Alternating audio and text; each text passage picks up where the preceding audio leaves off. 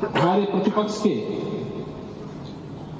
जो माननीय सदस्य डॉक्टर आर.के. पटेल जी, श्री संग्राम सिंह यादव जी और श्रीमती आराधना मिश्रा मोना जी जब अपनी बातों को यहाँ पे कह रही थी, तो मुझे आपकी बातों को देख करके सचमुच एक तरफ हमें एहसास है अपनी जिम्मेदारी का, हमारी संवेदनाएं हैं उन सभी के प्रति जो लोग 29 जनवरी के एक स्टैम्पेड के शिकार हुए थे, उन सभी श्रद्धालुजनों के प्रति भी, या प्रयागराज कुंभ के दौरान जो आपने अपने नोटिस में उल्लेख किया है, सोनभद्र की, अलीगढ़ की या किसी अन्य जगहों पर प्रयागराज महाकुंभ के आयोजन में भाग लेने के लिए या यहां से जाने के लिए जो लोग यहां से प्रयागराज महाकुंभ में महास्नान के बाद वापस जा रहे थे, सड़क दुर्घटना के शिकार हुए हैं,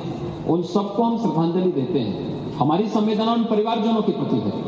सरकार उनके साथ खड़ी है, हर संभव सरकार उनको मदद भी करेगी, लेकिन इस पे राजनीति करना कितना उचित है, प्रश्न यही है।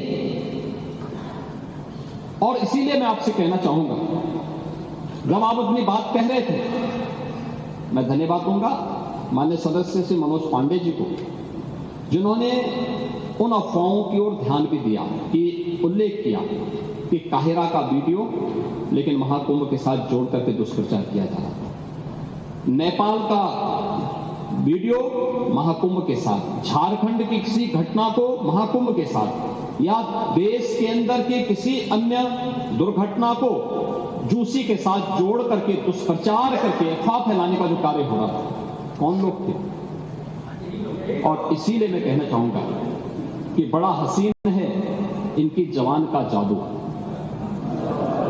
लगा के आग बहारों की बात करते हैं, जिन्होंने रात में चुन चुन के बस्तियों को लूटा, वही नसीबों के मारों की बात करते हैं।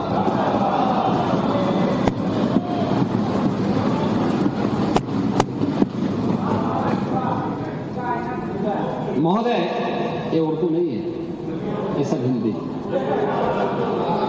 आपको मैं बताना चाहता हूं, आपको मैं एक और बात बताना चाहता हूं, जो भी नेता प्रतिपक्ष कह रहे थे, जब उत्तर प्रदेश की स्थानीय बोलियों को इस सदन में महत्व मिला, उनके द्वारा कहा जा रहा था, उन्होंने विरोध किया था।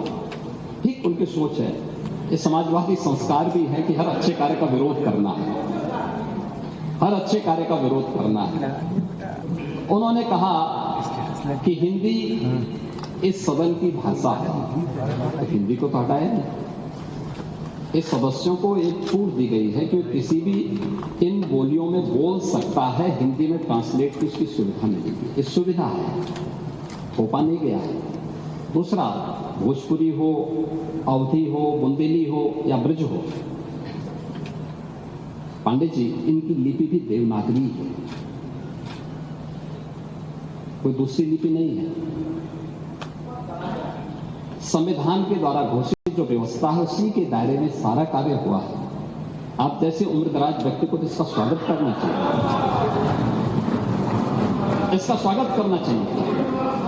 ओह, मैं इसीलिए कह रहा हूं, देवनागरी ही लिपि है और उसी दायरे में सारा कार्य हुआ है।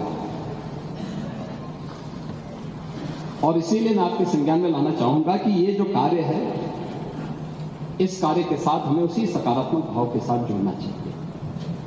मैं आपके विरोध को कभी उसका न मैं उपास उड़ाता हूं, न मैं उसको बहुत उसके साथ जोड़ता हूं, क्योंकि मैं जानता हूं आपकी आदतों, और मुझे मालूम है आप लोगों के बारे में एक मान्यता ये भी है, मजबूरी भी है, और आपके बारे में मान्यता भी है कि आज के समाजवादियों के बारे में, तो जिस थाली में खाते हैं उसमें छेद करके फिर जाते हैं। और ये जो आप लोगों के बारे में मान्यता है, उसी के बारे में मैं आपसे कहना चाहूंगा कि महोदय, जब हम महाकुंभ के बारे में चर्चा कर रहे हैं और ये आयोजन नहीं, आपके बारे में इसीलिए बोल रहा हूं, मैं आऊंगा उस उस पर भी, मैं उस पर भी आऊंगा भी, उस पर भी मैं आ रहा हूं। जब एक महाकुंभ का विरोध पहले दिन से कर रहे थे, महोदय ने एक एक करके इनके बयानों को यहां पे उद्धृत करना चाहूंगा, और पिछले सदन में भी मैं याद दिलाना चाहूंगा, जब हम लोग यहां पे इसी सदन में आए थे तो महाकुंभ पे चर्चा, उस समय महाकुंभ की तैयारियां चल रही थी और चर्चा के लिए एक दिन निश्चित किया गया था। आप लोगों ने सदन नहीं चलने दिया, सदन नहीं चलने दिया। अच्छा होता महाकुंभ के पहले सदन में पूरे दिन भर की चर्चा होती, हम उस व्यवस्था के बारे में चर्चा करते, आपके अनुभव का लाभ लेते, लेकिन आपने चर्चा नहीं होने दी।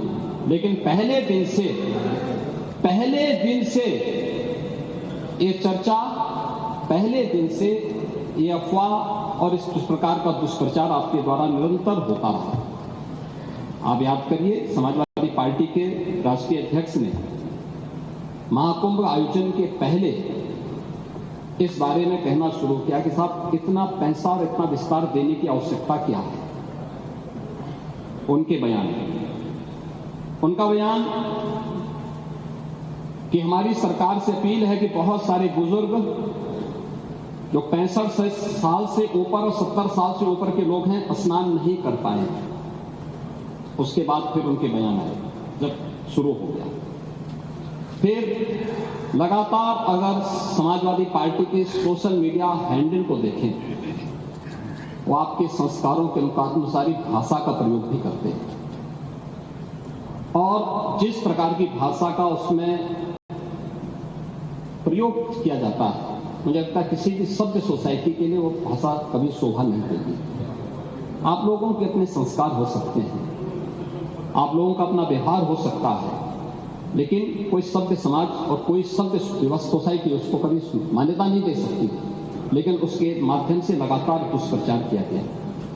यही नहीं, ये भी मांग हुई, देखिए आपकी पार्टी के ही नेता, आपके अध्यक्ष ने कहा कि हम मांग करते हैं कि अकबर का किला जो बिल्कुल संगम नोच पर वहां जो वट वृक्ष है उसकी पूजा करते हैं, सरस्वती नदी भी वहीं से निकलती है। आप देखिए, यानी अक्षय वट का नाम भी उनको नहीं मालूम। सरस्वती कूप को सरस्वती नदी कहते हैं।